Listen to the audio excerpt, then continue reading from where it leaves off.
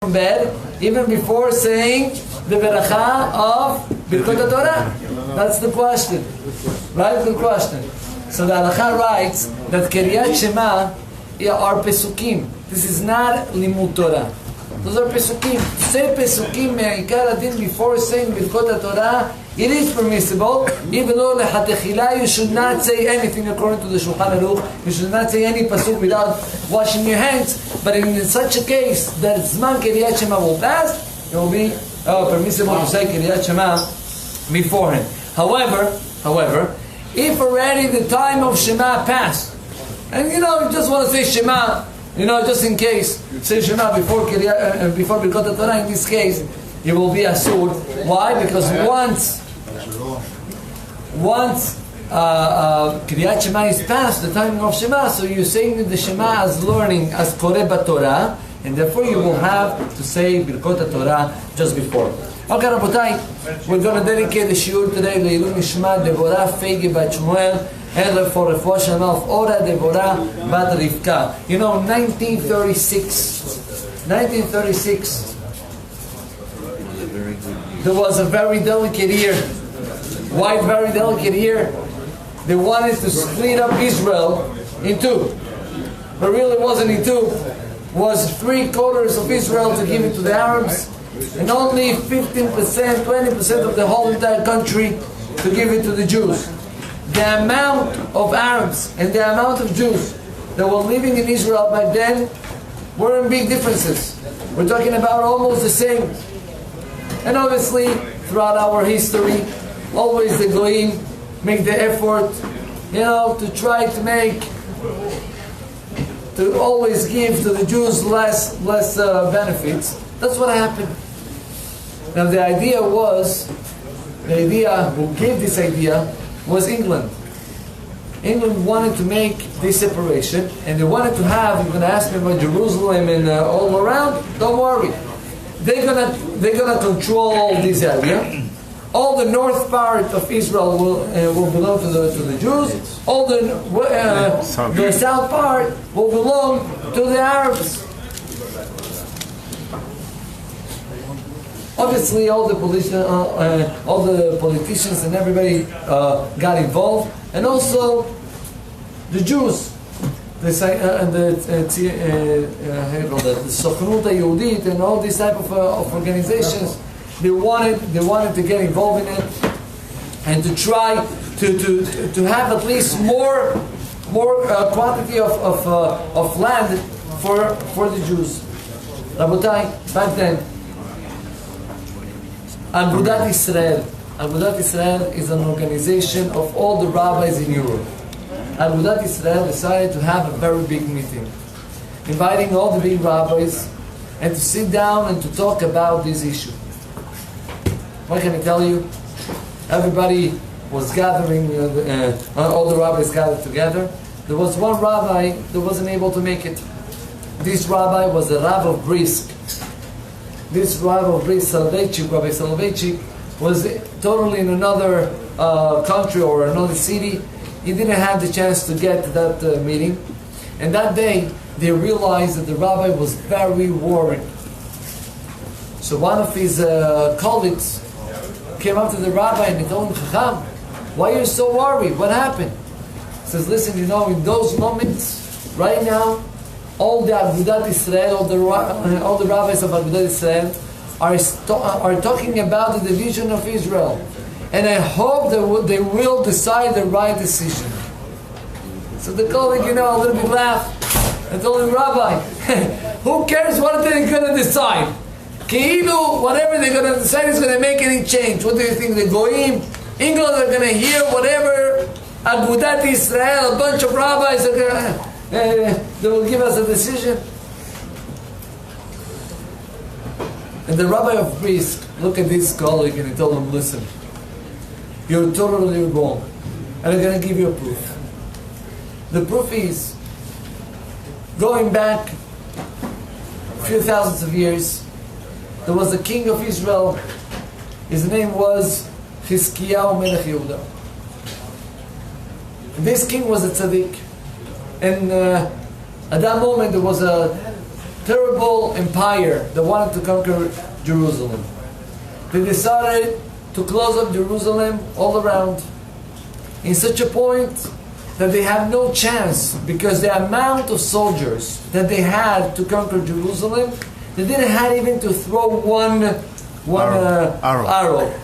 Just next morning, each one of the soldiers will take one stone from the walls of Jerusalem, and halasna, no more Jerusalem. That was the plan. Rabotai, that night, inside Jerusalem there was another fellow. His name was Shevna. Shevna, the Nabi writes, he was a great Chacham, great rabbi, and he had in his shiurim 13,000 people hearing him every single day. Meaning 13,000 Jews, families, were with Shevna. The king of Israel, how many people he had in his shiurim? How many people he was, connected to them? 11,000. So we have 11,000 against 13,000. We have majority. What Shevna did, he took the one arrow, he put a letter, and he threw it to the other side of the wall. This letter got to the king, to this goy, and they opened the letter, and in this letter, what happened was written, Shevna, and all these people are ready to make peace with you. The king with his people are not ready to make peace with you. So at least whenever you will go inside Jerusalem and you will conquer it, have in mind that the majority of the Jews that live inside the city, they're ready to make peace and to pay you whatever you're asking as taxes and whatever it is. Rabotai, Chizkiyahu, the king, when he heard that, he started to cry. And he says, Bar Minan, because whatever happened in this world, when we have majority, we just read it last week's parasha, right? Ahare Rabbi Ratot. Meaning, whenever you have majority in the Jewish nation, and the majority are following one thing, Rabotai, that's what HaKadosh Baruch Hu decides as well. So the king of Israel was worried. If the majority of the people in Jerusalem, they don't want to fight and they want to give up Jerusalem, we are in problems, because maybe Borei Olam also wants the same thing. And the Navi Rabotai came up to the king. The prophet came up to the king and he told him, why are you sad? Were you worried about Shevna? Because he's majority? Let me explain to you. Ahare Rabim lehatot, whenever we go according to majority, is only in a case that this majority are doing what HaKadosh Baruch Hu is asking from them. This majority are following the ways of the Torah. This guy Shevna is Mored B'Malchut, is going against the kingdom. And according to the Torah, Mored B'Malchut, Hayav Mitah. This guy doesn't deserve to live. And he will get his punishment. But not only will he get his punishment, but the concept of going according to the majority will not apply at all in this case, because Shevna goes against the Torah.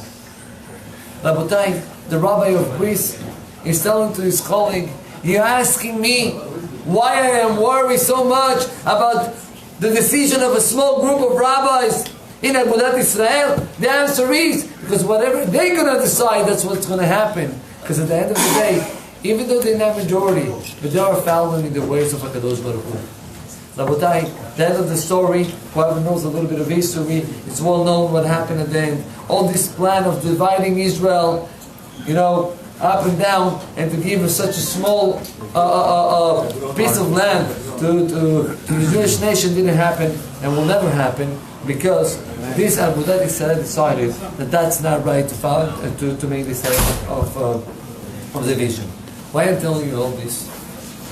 Rabotai, the Chamim are saying, one time a guy came up to Rav Yonatan Eibishitz. You know about Rav Yonatan Eibishitz? He was a giant in Torah. Rav Yonatan Eibishitz was well known that from the moment that he was a little kid, he was very sharp kid. Very sharp. One time, a guy came out to Yonatan Eibishitz when he was a little kid. And he told him, listen, you guys, you say that you are the chosen one, and you are the right ones. Let me tell you something. What is the majority of the world? Goyim. We're the majority. And your Torah is saying, Acharei Rabim Me'atot, you have to follow the majority. So, you will have to be like us. Do Avodah Zarah, Christianity, whatever it is. That was the question. Rabbi Yonatan Eibishitz told him, you know, before I tell you his answer, there is a very similar mashad that the organs of the body decided to make a judgment in front of God. Say it's not fair. We all are connected to one head. That's not fair. Whatever the head says, we have to do. We want to decide by our own. So the head, so God told the head, you know what? Go and answer them and give them an answer. And the head give an answer only like a head knows to know, knows to give an answer. Say the head, listen, Habib.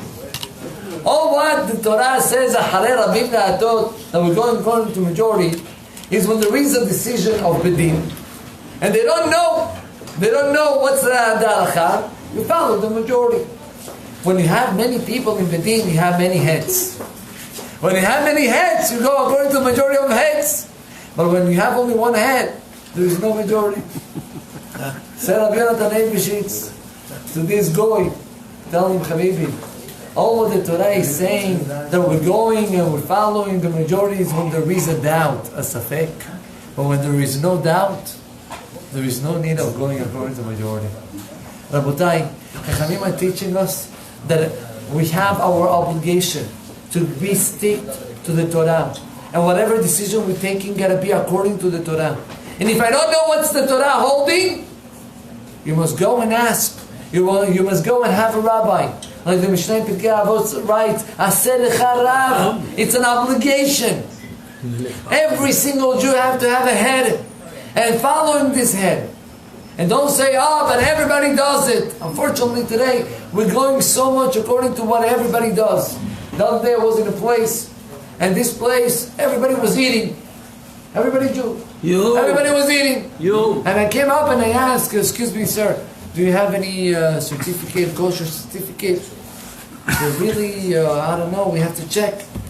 You know, the guy took him 25 minutes to find me something that was already expired. Alright? And this whole place is not kosher. And Rabotai, you're going to ask me, how come that there are so many people eating there? The answer is because everybody does it.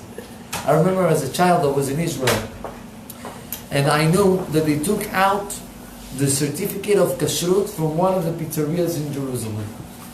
In my neighborhood. Pizzeria. Yeah, so I was passing next to the pizza, and I see a man with a kippah coming inside the store and ordering a pizza for him and for his kids. Now, why he didn't know? Because outside it was written kasher, but there was no certificate. Rabotai, we're following whatever it's, the most easy going. Yalla, let's go easy over here, let's go easy over there. Everybody does it. Yalla, why not? Say Chachamim, our obligation is Aseh lecha Rav. Whatever decision you're going to take, doesn't matter, in the most simple things. We have to have someone that will guide us in the way of the Torah. And that's why the Torah is giving so much importance in this point. Let me tell you one more idea. This fantastic story happened around 150 years ago in Europe. The first time, there is no Talmud over here. The first time that they took up an edition of a Talmud, like we have today, you open up the Talmud, you have Rashi, you have Tosafot in the sides, you have all the Mefarshim. This type of edition was a very brand new edition. Happened, like I told you, 150, 200 years ago. The first one to take this edition out was a family. This family, the edition was called Edition Slavita. That was the name of the edition. They asked from the Supreme Bedin to give them a permission throughout 10 years not to have anyone else to take out another edition until they will cover their expenses. It's a lot of money, right? They want to be sure that at least the expenses they will cover it. The Bedin approve it, and they give them 10 years. Rabotai, this edition took out already in the 7th year, and they started to sell, and the people started to buy like crazy. They paid so much money. 90% of the edition was already covered. 90%. Huge, right? And still they have 3 years. Rabotai, at that same moment, there was another family in Vilna. This family decided, we want to take out the edition of Vilna. That's the edition that we have today. We have a problem. We're still inside the 10 years of this other family. They decided to approach the family to tell them, listen guys, we're ready to pay the 10% left. We're ready to pay it. And throughout paying it, we will have the permission to take out the books. Obviously, the other family started to argue. And they said, no, not at all. We want to have all the 3 years. We're going to take a second edition out. And there was machloket. What do you do when there is machloket? Go to a rabbi. This family went to one rabbi. This other family went to another rabbi. Each one was saying something else. Rabbi is going this side. Rabbi is going that side. We decided we're going to go to the most gadol ador in the generation. Who was the gadol ador? The gadol ador back then was Rabbi Akiva Eger. Huge Hacham. I remember when I was in yeshiva, they taught us, whenever you see a Rabbi Akiva Eger asking a question, and after this question writing V'tzarich ayun, meaning there is no answer, you have to look for an answer. And they told us, prepare yourself to find an answer for this question. It's going to be very hard. And if you found it so easy, you have to ask yourself why the rabbi didn't get this answer, because he was a genius. Rabbi Akiva Eger at the same time he was very old. He was already over 90s. And Rabbi Akiva Eger got this case, and he heard both of the sides, and he was posek halacha lema'aseh like the family in Vilna. Yes, they're going to have the permission to buy this 10% left, and to take out their own edition. What can I tell you? The other family gets so angry, so upset. They decided they're going to publish that really Rabbi Akiva Eger didn't give his own perspective in halakha because he's already too old. His son, Shlomo Eger, is manipulating his father, and he had the interest to give it to the family in Vilna. That was the fake news that came out. Rabotai, when Rabbi Akiva Eger heard that, he was in shock. He asked from his people, please take me to the shul. You can imagine Rabbi Akiva Eger was already a very old man, standing up and walking all the way to the shul. Gets to the shul, he opens up the echal, and he says, he started to cry, and he says, Borei Olam, you know that all what I did was to put your halachot back down to earth. And if this family were making me suffer as my personality, my being, I didn't care. I don't care. Today I'm here, tomorrow I'm not here. But God, I'm not ready to let this family to go against your Torah. I beg you, don't forgive them. Rabotai, Rabbi Akiva Eger, listen, Rabbi Akiva Eger. What did he say? Don't forgive He them. said, don't forgive them. Hashem. Rabbi Akiva Eger, I think that was the words. B'kitzur, I don't know, don't forgive them. Maybe he said something else, but judgment. What happened at the end of the story of Rabotai was that these two brothers of the family of Slavita, they were accused by the government of doing something that wasn't right, and they got punished. They didn't get killed, but they got punished. Both of these fellows came back to the rabbi crying. They told him, Rabbi, we know that whatever happened to us was because we disrespect you. The rabbi said, Chaz v'shalom, he stood up and he said, no one is going to disrespect me and is going to get a punishment. I'm no one to give punishment about my respect. You disrespect Borei Olam, you disrespect his Torah. We have to understand, Rabotai, anava, humbleness, it's not to say, oh, I'm no one and I'm nothing and no, that's not anava. That's to be a liar. Because if you know that you're great, you're great. And you have to believe on yourself that you're amazing. But at the same time to believe that Borei Olam is the one that is giving you all what you have. And if you see something wrong, there is an obligation to stand for it. Every case is different. And in every case you will have to know how to approach. But there are certain moments that a person has to be strong enough to show what is the right path. So Rabotai, that's the idea. Acharei Rabin Le'atot applies only when we follow Torah. And when we follow Torah, then Borei Olam can really help us to go in the right path and to help us to take the right decisions. Baruch Adonai Le'olam.